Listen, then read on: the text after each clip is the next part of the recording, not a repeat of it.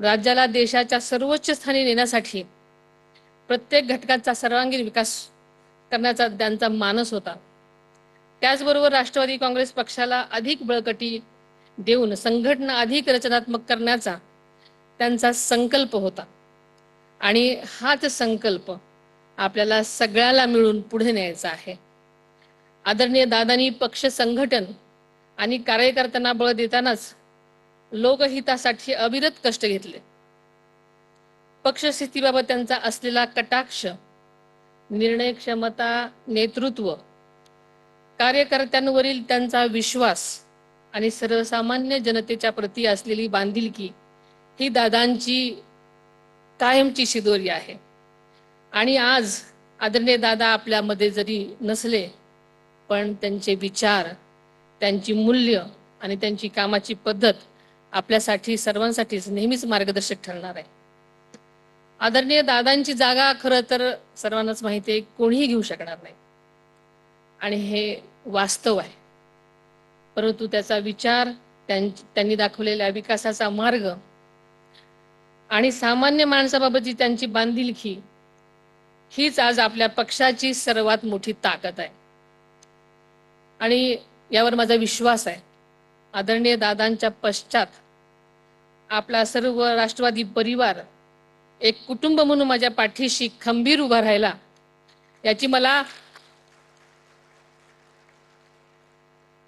जाणीव आहे आणि अभिमान सुद्धा आहे आणि याची जबाबदारी किती मोठी आहे हेही मला समजते।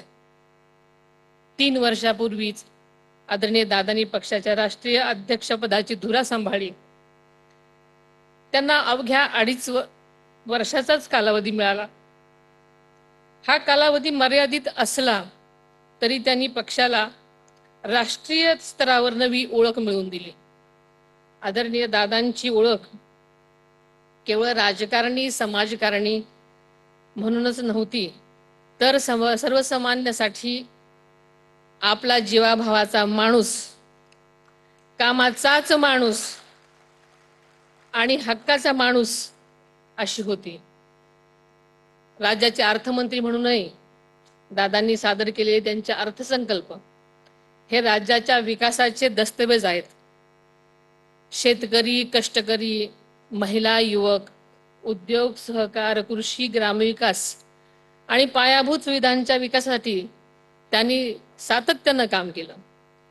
महाराष्ट्राच्या प्रगतीचा ध्यास हेच त्यांच्या जीवनाचं ध्येय होतं आणि ते त्यांनी अखेरच्या क्षणापर्यंत जपलं। आज आपण सत्तेत आहोत।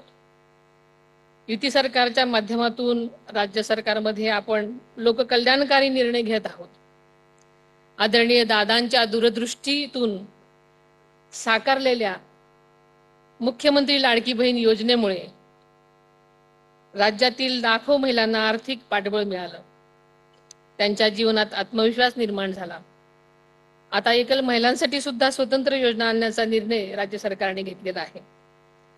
नुकताच आपल्या सरकारने जगाचा पोशिंदा बळीराजासाठी सुद्धा कर्जमाफीचा क्रांतिकारी निर्णय घेतला आहे। त्याचा लाभ